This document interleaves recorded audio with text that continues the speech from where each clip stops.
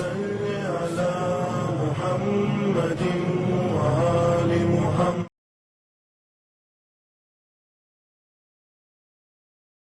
السلام علیکم ورحمۃ اللہ وبرکاتہ. پروردگار عالم سے استدعا ہے کہ جہاں جہاں بھی ہوں دنیا میں اپنے حفظ و امان پروردگار عالم رکھیں، خوش رہیں، آباد رہیں، شاد رہیں. آپ رمضان کے ہم آخری مراحل کے اندر میں داخل ہو چکے ہیں. پروردگار عالم ہمارے تمام جتنے بھی گناہان کبیرہ و صغیرہ ہیں امام زمانہ کے صدقے سے ان گناہوں کو معاف فرما دے، اور جو ہماری حاجتیں ہیں اسے عنایت فرما دے. اب سفرِ قرآن جو ہے، یعنی قرآن کا دسترخوان جو آہستہ آہستہ بند ہونے والا ہے، شیطان چھٹنے والا ہے. لہٰذا ایک مرتبہ ہم اپنے آپ کو پھر سے ایک مرتبہ باندھ دیں تاکہ ہم شیطان کے قریب نہ جا سکیں، شیطان ہمارے اوپر حاوی نہ ہو سکیں. کچھ سورے ایسے ہیں کہ جو ہم بہت زیادہ پڑھتے ہیں یا ماشاء اللہ سننے کی عادت ہے، اس کا ثواب کیا ہے یہ بھی ہمیں جناب والا معلوم ہونا چاہیے، اس کے اندر کیا ہے وہ بھی ہمیں معلوم ہونا چاہیے.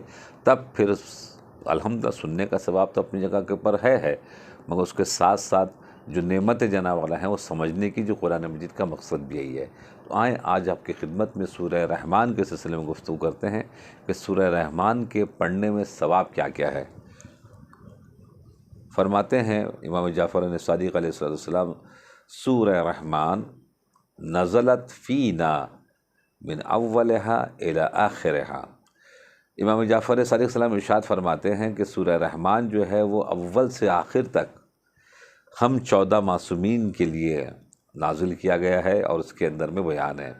اب ہر مومن مومنہ کا فرض ہے کہ وہ ترجمے کے ساتھ ساتھ تفسیر بھی دیکھتے ہوئے چلے. الرحمن علم القرآن وخلق الانسان وعلمہ البیان. اس کے بعد مرج البحرین یلتقیان یخرج منہما اللؤلؤ والمرجان کل من علیہا فان ویبقی وجہ ربک ذو الجلال والاکرام فبأی آلاء ربکما تکذبان.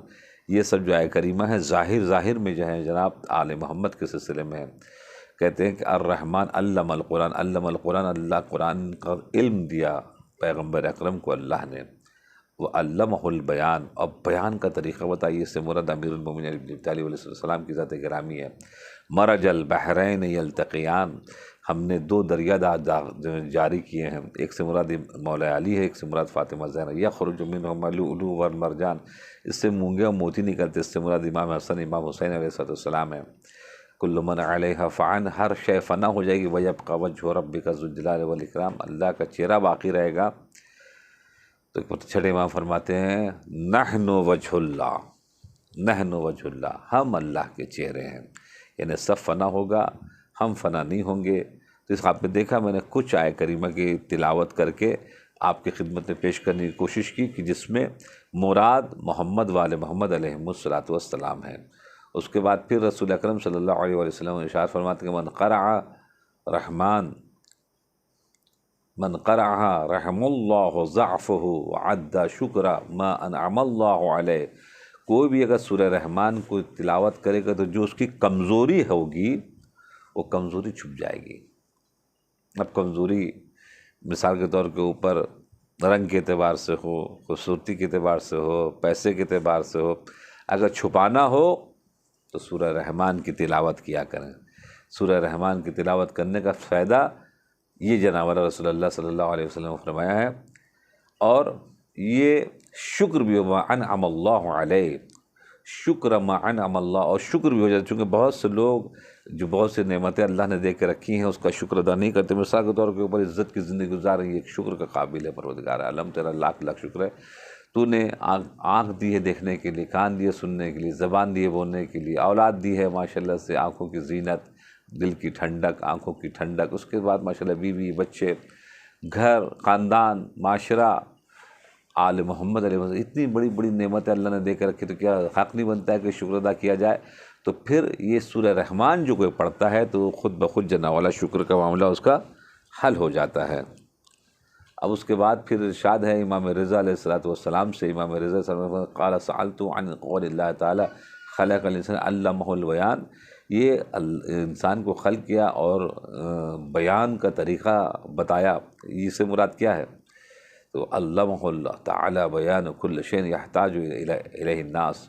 اس سے مراد امیر المومنین علی بن ابی طالب علیہ السلام کی ذات ہے، اللہ نے وہ تمام علوم القاء کر دیے ہیں، دے دیے ہیں، پہنچا دیے ہیں، ٹرانسفر کر دیے مولا متقیان کی طرف۔ بیان کل شیء یحتاج الی الناس، وہ تمام وہ چیزیں جو انسان کو ضرورت پڑتی ہیں، انسان کو ضرورت پڑتی ہیں کسی چیز کے سمجھنے کے سلسلے میں، وہ جناب مولا متقیان کی طرف اللہ نے جناب دے دیا ہے، اور یہ سورہ رحمان میں آیا ہے۔ البیان اسم الاعظم الذی بہ علم کل شیء، کہتے ہیں امام جعفر صادق علیہ السلام ارشاد فرماتے ہیں بیان جو لفظ استعمال ہوا ہے سورہ رحمان میں، یہ اسم اعظم ہے، اور اسم اعظم وہ ہے الذی بہ علم کل شیء، جس میں تمام چیزوں کو بیان کیا جا چکا ہے۔ چونکہ اسم اعظم یہ ہے جس کو کہتے ہیں پاس ورڈ، جب پاس ورڈ یوز ہو جاتا ہے تو پھر جناب والا کوئی بھی چیز اس سے چھپی ہوئی نہیں رہتی ہے، اور وہ تمام چیز جناب والا ظاہر ہو جاتی ہے۔ تو خدمت میں آپ کیس کریں کہ سورہ رحمان پڑھنے کی عادت ڈالیں، چونکہ اس کو عروس القرآن بھی کہتے ہیں، قرآن کی دلہن۔ اور سورہ رحمان کی تلاوت بعض جگہ پر آیا ہے کہ زبردست انداز سے بہشت کے اندر جناب کی جائے گی۔ اب وہ چونکہ یہ قرآن جو ہے خود قصیدہ ہے آل محمد علیہ السلام کے سلسلے سے، تو یہ قصیدے کا ایک اہم ترین حصہ ہے سورہ رحمان، جو الحمدللہ وہاں پر پڑھا جائے گا۔ اب دوسرے پیراگراف میں شارٹ کرتے ہوئے آگے بڑھوں، جس میں دعائے کمیل میں مولا متقیان کیا فرماتے ہیں؟ اللہم عظم سلطان، اے میرا خدا، اے میرا اللہ، تو بڑا عظیم ہے، تو بڑا عظیم ہے۔ اس کا مطلب کیا ہوا؟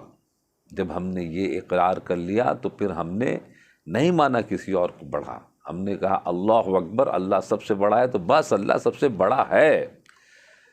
اب اگر اللہ اکبر کہنے کے بعد کسی اور کو اگر بڑا بنائیں تو اس کا مطلب یہ ہوا کہ ہم نے اللہ اکبر صحیح نہیں کہا۔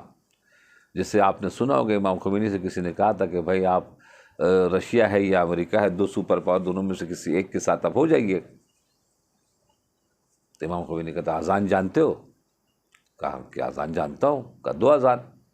جیسے اذان دیا تو اللہ اکبر، اللہ اکبر، کہا جھوٹ بول رہے، جھوٹ بولتے۔ مطلب میں جھوٹ کہاں بول رہا ہوں، آپ نے بولا اللہ اکبر، میں اللہ اکبر بول رہا ہوں۔ کہا جھوٹ تم اس لیے بول رہے ہو کہ مسجد میں کہہ رہے ہو اللہ اکبر، اللہ سب سے بڑا، مگر گھر آ رہے ہو تو گھر میں کہتے ہو کہ امریکہ سب سے بڑا سپر پاور ہے، رشیا سپر پاور ہے۔ ہم وہ ہیں کہ جو مسجد میں بولتے ہیں اللہ اکبر، اللہ سب سے بڑا ہے، تو گھر میں ہی بولتے ہیں اللہ اکبر، کہ امریکہ کو نہیں بولتے کہ وہ سب سے بڑا ہے، رشیا کو نہیں بولتے سب سے بڑا ہے۔ اس لیے ہم سچ اگر مسجد میں بولیں گے تو سچ گھر میں بھی بولیں گے۔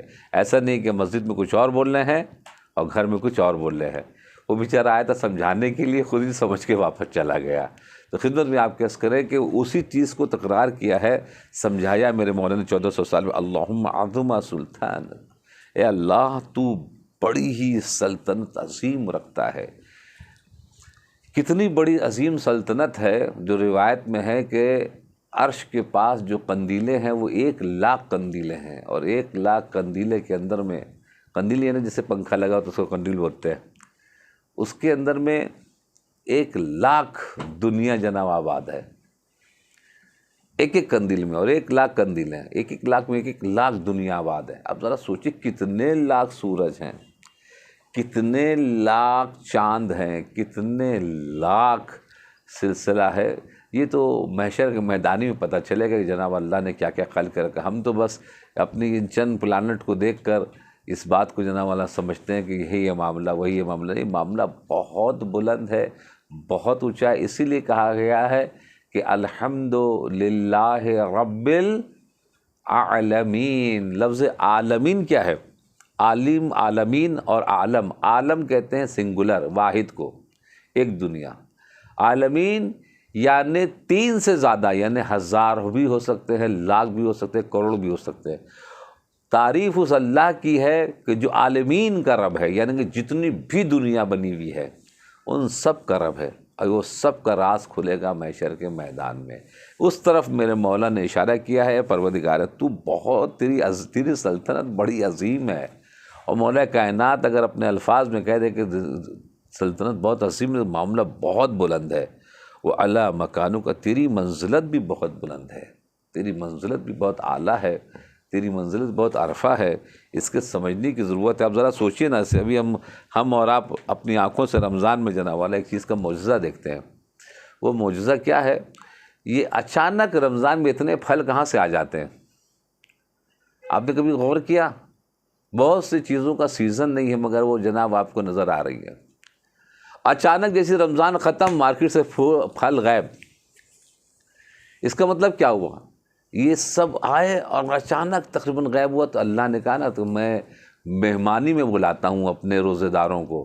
تمام روزے دار ہمارے مہمان ہوتے ہیں، اور مہمان کی خدمت کرنا میزبان کی ذمہ داری ہوتی ہے، تو میزبان جو ہے وہ مثال کے طور پر انتظام کرتا ہے مہمان کے لیے۔ دیکھیے اللہ نے کیسا ہے، کبھی غور کیجیے آپ۔